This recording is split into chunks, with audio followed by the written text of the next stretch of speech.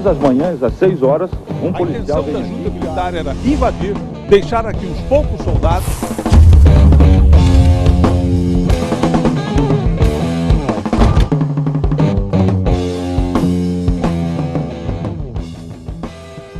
Boa noite. Este mês, a Guerra das Malvinas completa 30 anos. Um conflito que deixou marcas profundas. A Argentina e Inglaterra lutaram durante 74 dias pelo domínio das ilhas, hoje pertencentes aos ingleses. Daí o nome Falklands. Carlos Nascimento, Ronaldo Dias e Camila Amaral viajaram a este disputado território do Atlântico Sul para resgatar a memória desta batalha. E também para mostrar como os dois países tratam essa questão que vai muito além da diplomacia.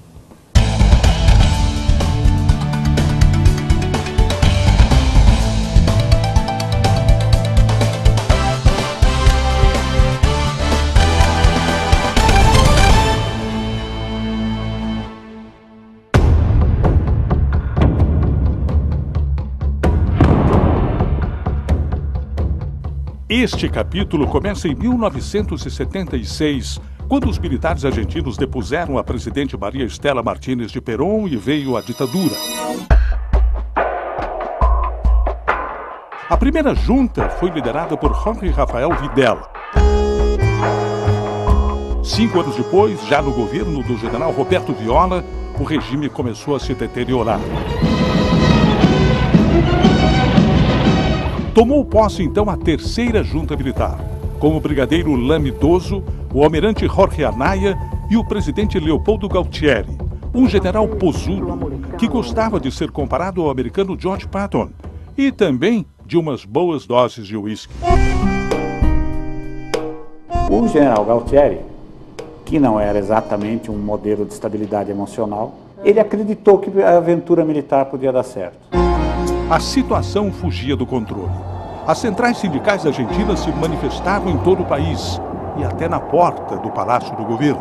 Compreenda que não é que não queremos pagar. Não se pode pagar. Com a economia destruída, acusado internacionalmente de assassinar pelo menos 20 mil pessoas na repressão ao terrorismo, o governo militar argentino estava por um fio e precisava criar um fato suficientemente forte para permanecer no poder. Foram examinadas as hipóteses de um conflito com o Brasil ou com o Chile, mas a opção foi a invasão destas ilhas, mais para inglês ver do que propriamente para combater. Durante a guerra, eu era correspondente em Madrid, fui a Gibraltar, uma possessão britânica colada ao território espanhol, onde a força-tarefa inglesa parou para reabastecer. Desde que a cerca foi fechada, nesses 13 anos, esse portão verde aqui, que é o espanhol, nunca mais foi aberto. Comandos argentinos pretendiam aproveitar a escala para explodir barcos ingleses, mas foram presos por autoridades espanholas no porto de Algeciras. Quando os argentinos desembarcaram nessa praia, que até hoje está cheia de minas, a ordem era não matar nem machucar ninguém, especialmente os moradores. Capitão Llanuso estava lá. Capitão, como foi o desembarque? Na madrugada de 2 de abril, 4 ou 5 horas da manhã, tomamos o Porto Grusac e fizemos o desembarque da Infantaria da Marinha e do Exército, que levamos a bordo. Eu estava no navio Cabo San Antônio e desembarcamos cerca de 800 homens. A moradora das ilhas, Leona Roberts, não se esquece daqueles momentos. Minha mãe fazia comunicação de rádio entre Stanley e as moradias do campo. Ela teve que atravessar as ruas acenando com uma bandeira branca. Eu achava que nunca mais a veria. So she walked off down the road waving this white flag. Depois de uma curta resistência que custou a vida de um oficial argentino, os poucos soldados ingleses se renderam. O general Mário Benjamin Menendez assumiu como governador e comandante militar. A mão inglesa foi abolida nas ruas. O nome da capital trocado para Puerto Argentino. Ron Bucket, um militar reformado, conta que os argentinos revistaram as casas à procura de armas, Nós tentamos manter as coisas na normalidade possível, apesar deles terem tomado os serviços públicos. No fundo, todos esperávamos o dia em que as forças britânicas iriam detê-los. Em Buenos Aires, o clima era outro. A multidão, eufórica pelo desembarque argentino nas ilhas, ovacionou o presidente Galtieri no balcão da Casa Rosada. A intenção da junta militar era invadir, deixar aqui uns poucos soldados e depois negociar a posse das ilhas nas Nações Unidas. Não foi o que aconteceu. Seguiram-se longas negociações entre o chanceler argentino Nicanor Costa Mendes e o secretário de Estado americano Alexander Haig. A primeira decepção foi quando o governo de Ronald Reagan deixou claro que estava do lado inglês. Em Londres, entrou em cena a mulher que passaria para a história como a Dama de Ferro e que este ano permitiu a Meryl Streep ganhar o Oscar de melhor atriz. Margaret Thatcher, que também enfrentava uma crise no governo, mostrou-se inflexível. Nesta cena do filme, ela rebate o argumento de Alexander Haig de que não valia a pena fazer uma guerra por ilhas distantes e habitadas por cidadãos política e economicamente insignificantes. Quando os japoneses invadiram Pearl Harbor, no Havaí, em 1941, vocês, americanos, deixaram para lá porque se tratava de uma ilha distante?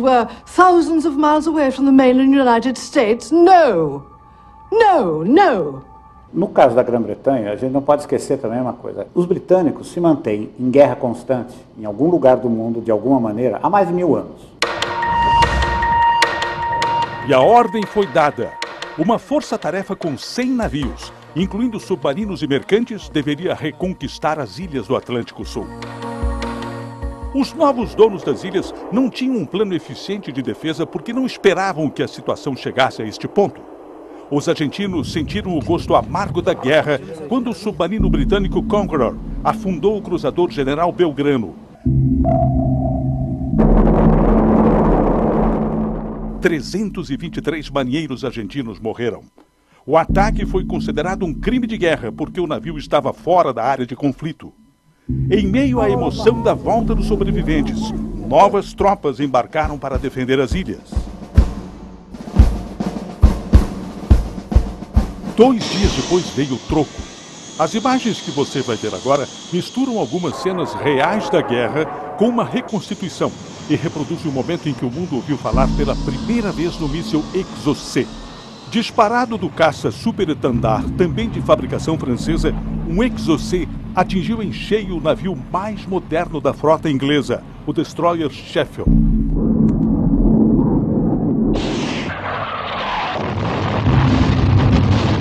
A aviação argentina dava o primeiro recado de que seria dura na queda.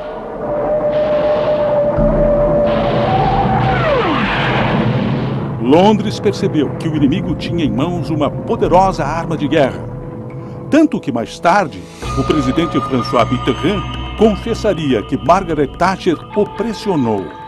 Ou os franceses revelavam o segredo de como desarmar os mísseis Exocet, ou ela atacaria Buenos Aires. No auge da guerra, Fidel Castro ofereceu tropas cubanas e o governo argentino chegou a analisar uma aproximação com a União Soviética, o que nos 2 casos não se concretizou. Quem mandou 2 aviões cheios de armamentos foi o ditador da Líbia, Muammar Gaddafi. O presidente Galtieri retribuiu com frutas frescas e cavalos de raça argentinos. A força-tarefa inglesa rumou para as Malvinas com quase 100 navios.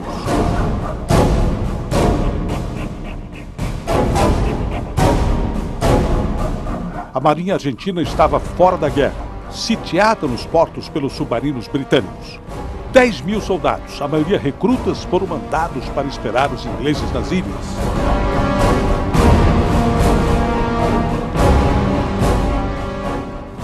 Aqui começou a virada da guerra. Em vez de atacar diretamente Port Stanley, onde estavam os argentinos, os ingleses escolheram este local, a Baía de São Carlos, para fazer o desembarque das tropas de ataque.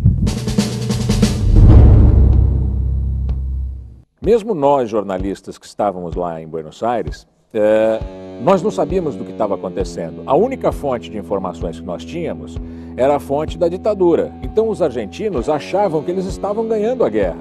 Enquanto nós estávamos lá em Buenos Aires, os ingleses estavam destroçando o exército argentino nas Malvinas, como a gente sabe. Os militares argentinos divulgavam falsos comunicados, divulgavam falsas informações. Os jornais argentinos estavam manipulados, estavam completamente controlados e só contavam mentira. Esta é uma das 3 praias utilizadas pelos ingleses para fazer o desembarque das tropas das Ilhas Malvinas.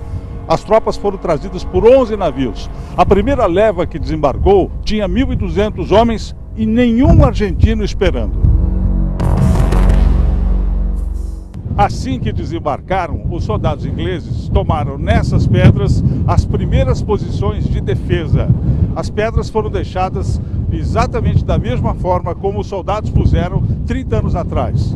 Daqui eles podiam ter uma visão geral das Ilhas Malvinas Falkland. E deste local começou então o ataque às tropas argentinas.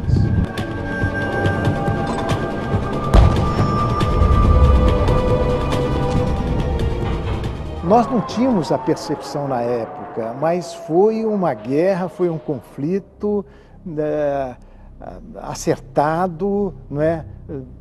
Especialmente em função do público interno argentino. Não é? Foi uma estratégia de governo. Hoje eu tenho uma visão bastante clara disso. Uma estratégia do governo militar argentino de ganhar a opinião pública, principalmente por parte daquele general Galtieri, que era até então o presidente de plantão. Né?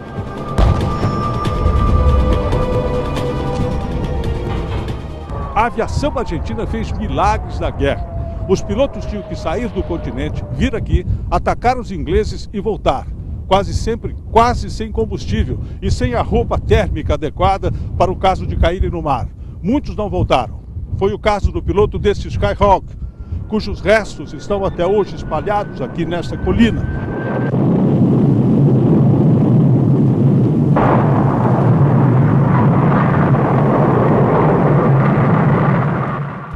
Quando os navios da frota inglesa já estavam todos dentro deste canal, a aviação argentina começou a atacar e causou seríssimos estragos. Aqui na Baía de São Carlos há um cemitério de guerra de todos aqueles que morreram naquela batalha.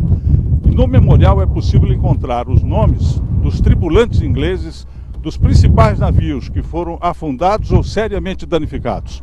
Do Antelope, do Ardent, do Argonaut, do Coventry, do Fearless, do Glamorgan e principalmente do Sheffield, que foi o maior navio de guerra inglês afundado pelos argentinos.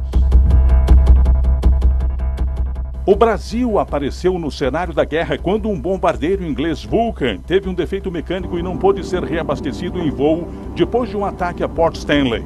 O piloto pediu um pouso de emergência no Rio de Janeiro e, ao penetrar no espaço aéreo brasileiro, foi escoltado por caças da FAB. O Vulcan foi devolvido à Inglaterra sem o míssil que transportava.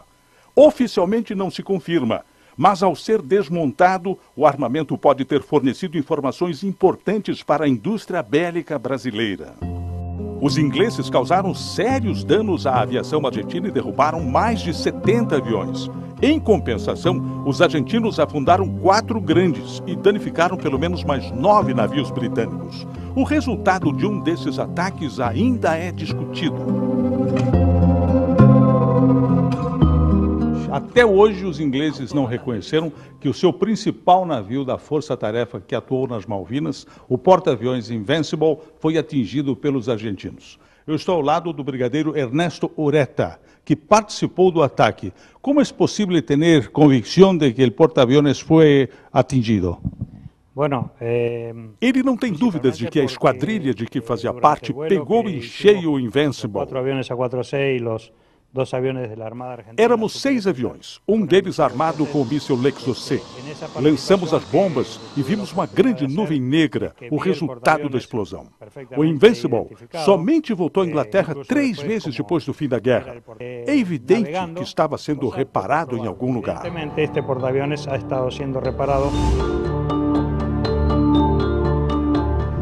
Neste ponto, perto da comunidade de Darwin, se deu o primeiro combate terrestre entre as forças argentinas e inglesas. Eu estou agora dentro do que restou de uma trincheira escavada por soldados argentinos, com o que sobrou também de cobertores usados pelas tropas argentinas na guerra. Isso aqui é deixado intacto dentro da trincheira para mostrar aos visitantes. E foi também neste ponto que perdeu a vida o militar de mais alta patente das tropas inglesas, o tenente-coronel dos paraquedistas Herbert Jones.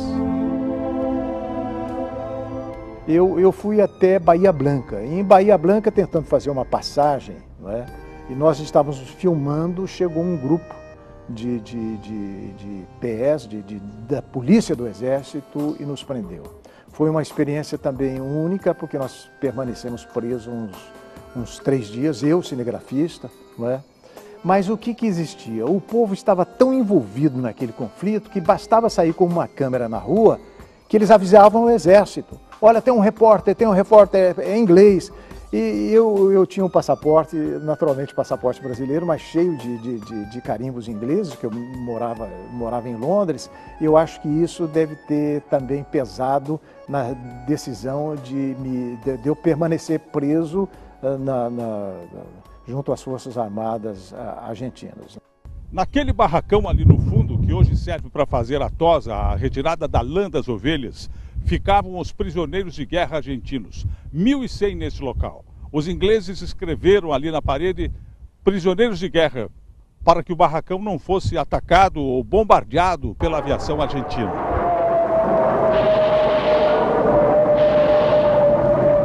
Aqui é Goose Green, este é o cemitério argentino da guerra. Aqui estão relacionados os nomes dos 649 mortos nas Malvinas. Essas cruzes aqui correspondem apenas aos soldados argentinos que perderam a vida em combates terrestres. Muitos deles não identificados até hoje. Tanto que em vários túmulos aparece essa inscrição: soldado argentino somente conhecido por Deus.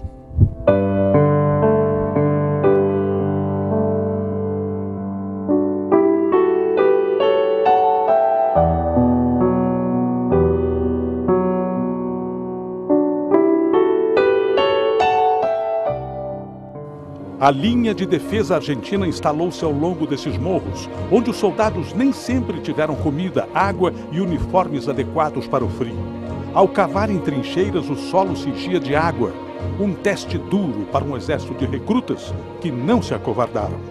Tumbledown, Mount London, Warriors Ridge, aqui foram travadas as últimas batalhas da Guerra das Malvinas. Essas posições defensivas foram tomadas pela Argentina para proteger Port Stanley do assalto das tropas inglesas. Muitos morreram, mas eles acabaram sendo derrotados pelo frio, pela incompetência, pela ditadura, na verdade. Eles foram jovens que foram massacrados naquela guerra. Eles foram levados para uma guerra que eles não sabiam o que era. Era uma ditadura militar que precisava de um mote externo para controlar a política interna. Era o fim da ditadura argentina.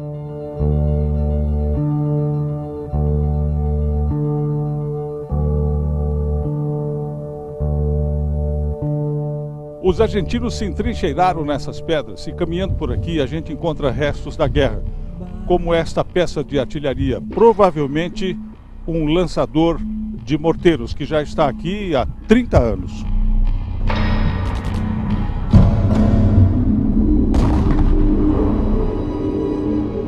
Vicente e Daniel, do Regimento 7 de Infantaria. Os dois participaram dos momentos mais sangrentos da guerra. Vicente conta: eu tinha uma metralhadora. Havia dado já mais de 500 tiros e o tenente mandava continuar atirando. Eu disse que não dava mais. Ele parou na minha frente e de repente levou um tiro na barriga. Nós ajudamos a levá-lo atrás da montanha. Além da falta de recursos, soldados argentinos denunciaram que foram torturados por ordem de oficiais inseguros que queriam intimidar a tropa. Um ex-combatente me disse que alguns comandantes abandonaram as posições e se automutilaram para não combater até o fim. A maior peça de artilharia que nós encontramos foi essa aqui, um lançador de obuses de 105 milímetros argentino. Somente numa dessas batalhas finais da guerra morreram 40 argentinos e 23 ingleses. con apoyo de artillería, estaba en un cañón 105. Daniel se recorda de que estava com um canhão parecido com este. Não chegou a faltar munição, mas houve um momento em que nos preparamos para a batalha com baionetas, corpo a corpo. Chegamos a usar as armas de companheiros que já tinham morrido.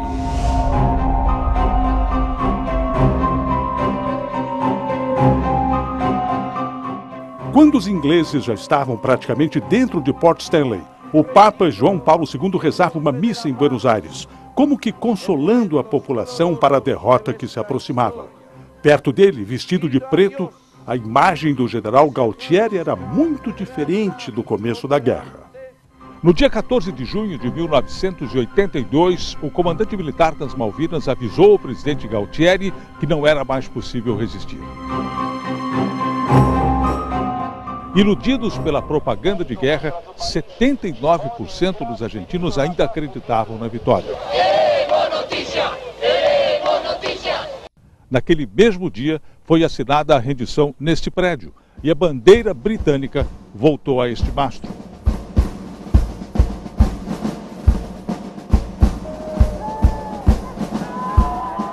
Do lado argentino, a coisa é completamente diferente. As Forças Armadas estão sucateadas, eles não têm a menor condição de iniciar nenhum tipo de aventura, sem chance. E realmente, aparentemente, não pretendem uma aventura militar, porque seria realmente uma aventura. Margaret Thatcher veio saborear pessoalmente a vitória nas ilhas, que voltaram a se chamar Falklands. Na Inglaterra, ela foi reeleita.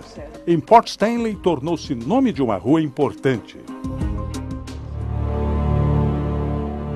Na Argentina, a derrota abriu caminho para o fim do regime militar e para que dali a pouco mais de um ano o poder voltasse às mãos dos civis, com a eleição do presidente Raul Alfonsín.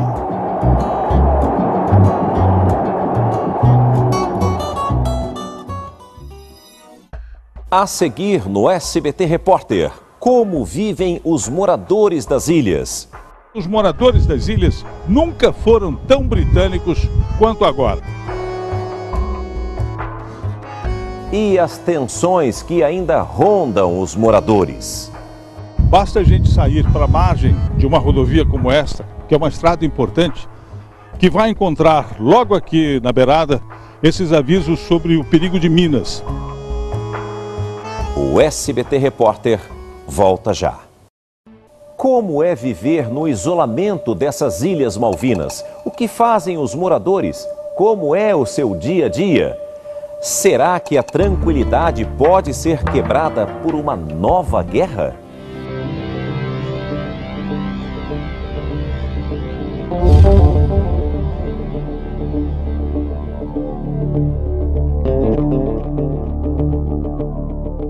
Quem tem menos de 40, 50 anos, ouviu falar, aprendeu na escola, ouviu na internet.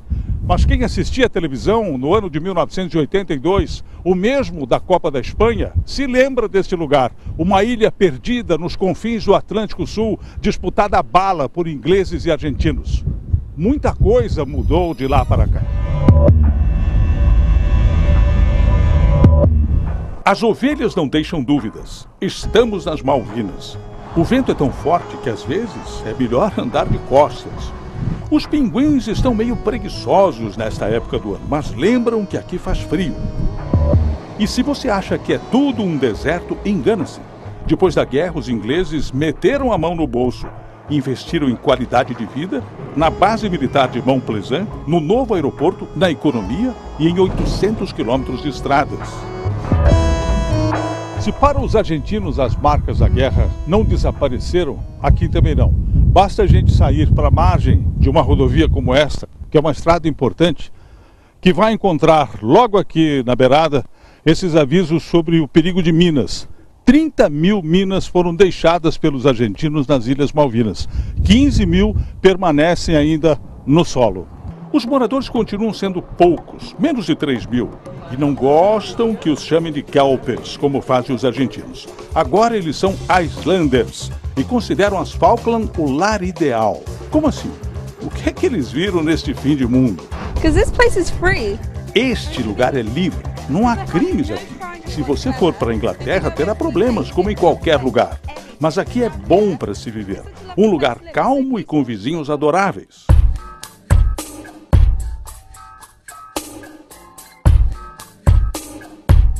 O arquipélago é enorme, quase do tamanho do país de Gales, no Reino Unido. Além dessas duas principais que dão forma ao mapa, tem quase 800 ilhas, incluindo as Sandwich e as Geórgias do Sul. Difícil é achar uma árvore nesta imensidão de turfeiras, um solo que parece xaxim. É tudo tão longe que, além dos carros off-road, o transporte para os pontos mais distantes tem que ser de helicóptero ou em pequenos aviões. A presidente argentina Cristina Kirchner está tentando atiçar de novo a disputa pelas Ilhas Malvinas, mas o governo inglês já disse que somente iria embora daqui um dia se a população quisesse, ou seja, jamais, porque os moradores das ilhas nunca foram tão britânicos quanto agora. Uma vida solitária, é verdade, mas boa, com salário alto, R$ 4.500 em média, para comprar alimentos, roupas, confortos e modernidades a preços subsidiados. Uma casa financiada custa R$300 mil. Um carro como este, que no Brasil vale 130 mil, aqui se compra zerinho por 50. Exceção feita à carne de ovelha e de vaca, umas poucas plantações de batatas e hortifrutis cultivados pelo sistema de hidroponia. Tudo que comem, bebem e vestem, mais o material de construção, vem da Inglaterra. Do que é que vocês sentem falta aqui? Eu não sinto falta de nada. Ele diz que sente falta da família que voltou para a Inglaterra. Well, the family, I suppose. Como numa cidadezinha do interior, os dias são teimosamente iguais. Vida de criança que deve ser uma boa. Brincar na rua e frequentar uma escola novinha que custou R$40 milhões e forma até o ensino médio. Os visitantes chegam uma vez por semana no voo que vem do Chile ou no de Londres, que dura 16 horas. No prédio da delegacia, atingido por um bombardeio durante a guerra, o policial diz que não sabe o que é trabalho. Desde que ele veio da Inglaterra, nunca houve crimes aqui. Quem manda aqui é a rainha? Só que ela não sai da parede. O governador, de fato, é este homem, Nigel Haywood, que administra as ilhas ao lado de um conselho legislativo. Eu perguntei a ele sobre o bloqueio argentino a navios com a bandeira das Ilhas Falkland, que obteve o apoio de países vizinhos. Chile, Uruguai, Brasil. Ele não tem dúvidas de que o bloqueio imposto pela Argentina, que recentemente impediu até a atracação de navios de turismo que passaram pelas ilhas, é desnecessário e ilegal. Na opinião do governador, Chile, Uruguai e Brasil não querem participar de bloqueios ilegais. Este é um problema sério, o isolamento. Quando há algum doente grave e o hospital não dá conta, o jeito é chamar um avião UTI que vem do Chile, o único país da América do Sul que tem uma ligação mais intensa com as ilhas. Não por acaso os chilenos são a maior comunidade latina, mas dizem que há lugar para todos. A nós não temos nenhum problema com eles. Somos todos bem-vindos. Não somente chilenos vivem aqui, mas também gente do Brasil, do Peru, e não temos nenhum problema com eles. Uma grande parte da história das ilhas está aqui no museu local, montado nesta casa de madeira que veio do Brasil. A maior parte do museu é dedicada à guerra. Armas, equipamentos e material apreendidos dos argentinos. Imagens das batalhas e da reconquista do território pelos ingleses.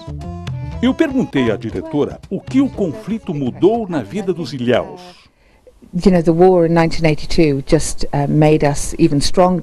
A guerra nos tornou mais fortes e mais certos do que sentimos.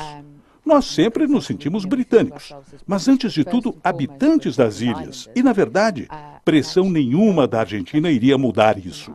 Nós acreditamos que temos autodeterminação e o direito de escolher o nosso próprio futuro. Stephen Luxton, do Departamento de Recursos Minerais, diz que a infraestrutura para crescer é muito boa. 40% da energia são fornecidos pelo vento e o restante por geradores a diesel. Segundo ele, a água é suficiente e uma nova captação está sendo construída. Aqui deste ponto onde eu estou, 500 quilômetros para lá fica a Argentina, 12 mil quilômetros para cá fica a Inglaterra. Hoje, uma questão política empurra as ilhas para cá, mas os moradores gostariam muito que o futuro fosse também para lá. O governador me disse que adoraria ter um voo direto de São Paulo e insinuou várias vezes que o Brasil, o Uruguai e outros países sul-americanos não deveriam entrar na onda da Argentina de fechar portos para navios com a bandeira das Malvinas, que, entre outros objetivos, tem o de dificultar a exploração de petróleo. But Argentina seems to... A estratégia da presidente Cristina Kirchner é fazer com que os demais países sul-americanos sejam solidários quando a Argentina acusa o Reino Unido de colonialismo. E assim, quem sabe, um dia ter as ilhas sob seu domínio. Recentemente, ela criou inquietação entre os moradores ao ameaçar o fechamento do espaço aéreo argentino para o voo que vem do Chile. Depois, mudou o discurso e ofereceu voos partindo diretamente de Buenos Aires, o que o governo das ilhas recusou. Argentina. Aí existe um problema, segundo Anthony Smith, da 4ª geração de uma família das ilhas. A nossa perspectiva é boa, mas depende muito da relação com a Argentina. Se o governo de lá tiver a mente aberta, poderemos desfrutar de um futuro ótimo. Mas se continuarmos a ter dificuldades, será mais complicado.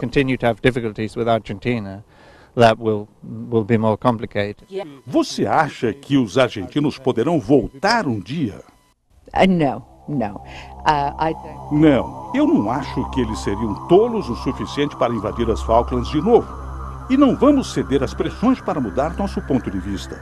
Você sabe, os argentinos são livres para visitar as ilhas, o que é muito bom.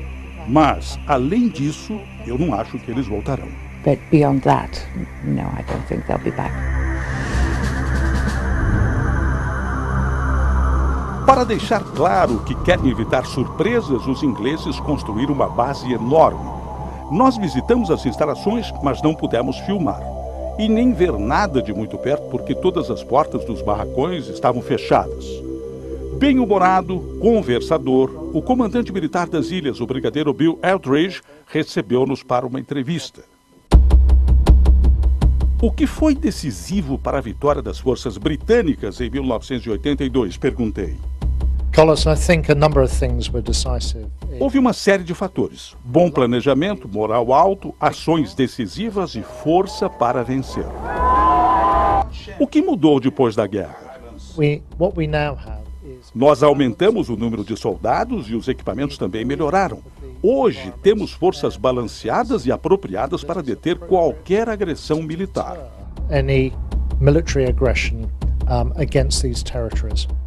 O Reino Unido pretende ser uma força dominante no Atlântico Sul?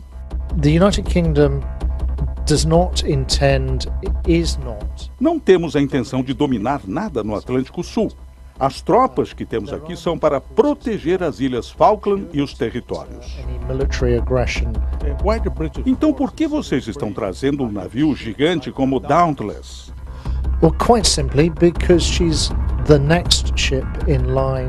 Porque é o próximo navio da fila para substituir o que já temos aqui. Esta é uma das tarefas da Marinha Real. Virão mais navios de guerra, tropas e aviões? Se o país deseja, não me disseram. Não há planos para aumentar as forças aqui. Mas e se um dia a Argentina conseguir o apoio militar de outros países? Seria possível uma nova guerra?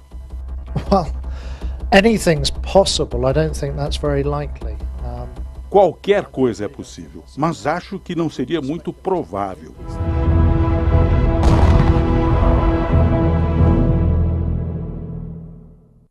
Daqui a pouco, no SBT Repórter, do que vivem os moradores das ilhas?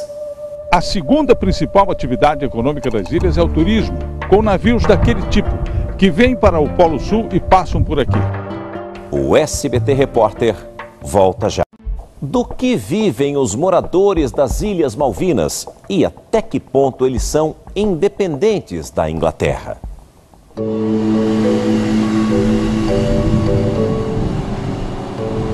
A tripulação deste navio de bandeira norueguesa prepara-se para uma nova temporada de pesca. O maior interesse é pela lula, mas também a bacalhau, pescada e arraias. Peixe mesmo é muito difícil encontrar por aqui. O que o governo das Malvinas vende são licenças de pesca para estrangeiros, um negócio altamente lucrativo. John Burton, diretor do Departamento de Pesca, explica que uma licença para a captura da lula custa o equivalente a R$275 mil por temporada. Para algumas espécies chega a 550 mil. Por ano, o governo já arrecadou R$82 milhões. Segundo ele, a pesca se profissionalizou a um ponto de tornar-se a principal fonte de receita das ilhas.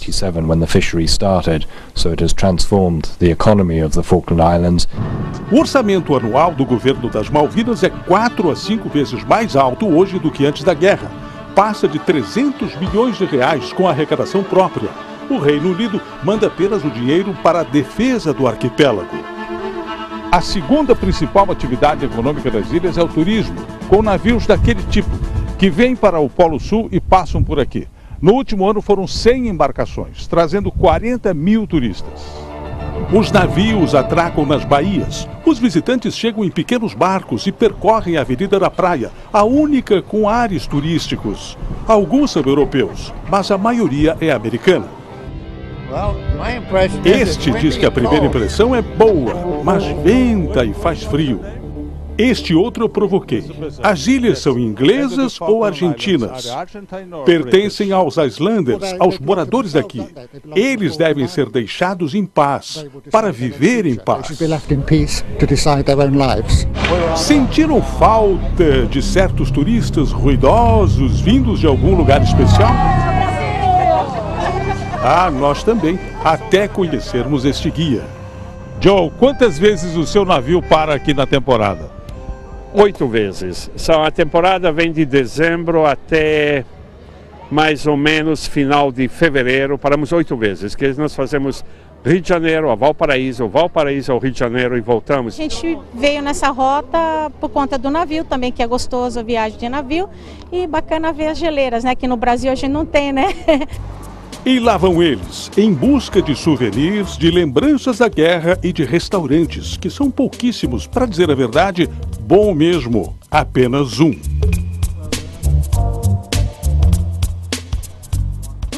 Além do turismo e da pesca, a mais promissora fonte de riqueza das ilhas também fica no mar. Ali no fundo está a base de onde saem os equipamentos para a prospecção de petróleo. Sem dúvida, hoje, a principal alternativa para se melhorar substancialmente a economia das ilhas. Mas, ao mesmo tempo em que não se sabe o tamanho das reservas, o governo argentino já se manifestou o contrário, dizendo que a exploração de petróleo põe em risco o equilíbrio ecológico desta região do Atlântico Sul. O diretor do Departamento de Recursos Minerais, Stephen Luxton, diz que os argentinos têm prejudicado bastante os negócios com os países vizinhos. Mas, segundo ele, as companhias petrolíferas nunca pensaram em depender da América do Sul. A estimativa inicial anunciada para as reservas foi de mais de 1 bilhão de barris. Mas o Ministério de Energia britânico considerou os primeiros resultados ruins. Nas ilhas, Stephen é otimista. Ele diz que há 2 anos as perfurações são feitas com sucesso ao norte e há poucas semanas começou a exploração de petróleo ao sul das ilhas.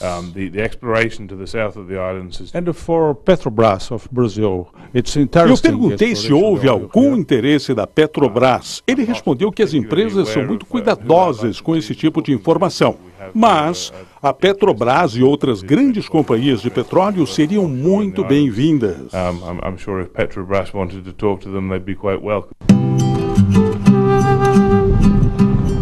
Já é sábado. Se perdermos o voo, somente haverá um outro na semana que vem. Portanto, hora de dizer adeus. E assim como fez Charles Darwin, que deixou seu nome nas ilhas, reconhecer que a gente chega aqui com uma impressão e sai com outra.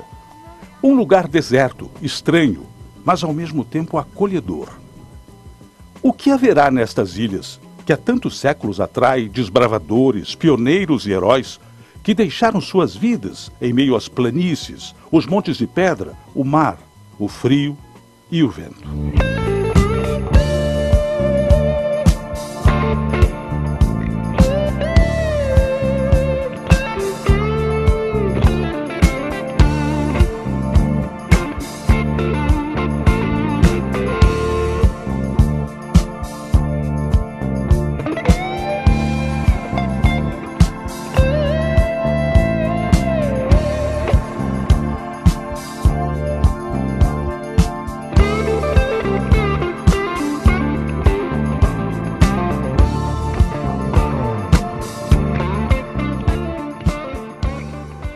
O SBT Repórter de hoje termina aqui.